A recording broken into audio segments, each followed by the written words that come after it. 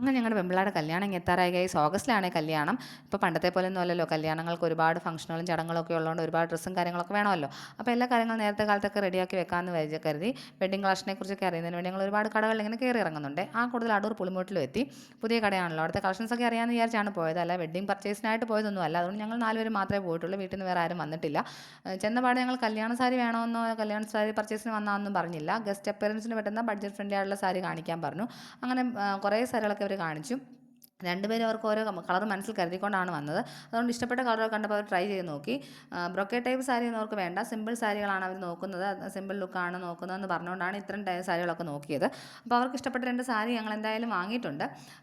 ഏത് സാരിയാണ് വാങ്ങിയതെന്ന് ഞാനിപ്പോൾ നിങ്ങളോട് പറയുന്നില്ല, നിങ്ങൾ തന്നെ ഗസ് ചെയ്യൂ ഏത് സാരിയാണ് വാങ്ങിയത്. രണ്ടുപേരും ഏതൊക്കെ സാരിയാണ് ഓരോരുത്തരും എടുത്തത് നിങ്ങളൊന്ന് കമൻറ്റ് ചെയ്തേക്കണേ. അപ്പോൾ എന്തായാലും എടുത്ത സാരി കല്യാണത്തിന് ഉടുക്കുന്നുണ്ടോ എന്നുള്ള കാര്യത്തിൽ ഇതൊരു തീരുമാനമൊന്നും ആയിട്ടില്ല. ഓഗസ്റ്റ് മാസം ഞങ്ങളുടെ വീട്ടിൽ ഒരുപാട് കല്യാണങ്ങളും ഫംഗ്ഷനുകളും ഒക്കെ ഉള്ളതുകൊണ്ട് ഏതെങ്കിലുമൊക്കെ കല്യാണങ്ങൾക്കോ ഫംഗ്ഷനുകൾക്കോ ഒക്കെ ഉടുക്കാൻ സാരി വേണമല്ലോ. അപ്പോൾ മാറി മാറി ഉടുക്കാം എന്ന് കരുതി എന്തായാലും അവരെ കൊണ്ട് എടുപ്പിച്ചൊക്കെ നോക്കി, ഇത്രയൊക്കെ ട്രൈ ചെയ്ത് നോക്കിയതല്ലേ, അതുകൊണ്ട് ഇഷ്ടപ്പെട്ട കളർ കണ്ടപ്പോൾ രണ്ടുപേരും ഓരോ സാരി എടുത്തിട്ടുണ്ട്. ഞാൻ സാരിയൊന്നും എടുത്തില്ല. അങ്ങനെ സാരിയൊക്കെ പർച്ചേസ് ചെയ്തു, ബില്ലൊക്കെ അടിച്ചു. ഇനി ഞങ്ങൾക്ക് അടുത്ത കടകളിലൊക്കെ പോയി നോക്കണം, മറ്റ് കളക്ഷൻസ് അതിനെക്കുറിച്ചൊക്കെ അറിയാൻ. ഒരുപാട് ഡ്രസ്സുകൾ വേണമല്ലോ, ഞങ്ങൾക്ക് 2-3 സാരി വേണം.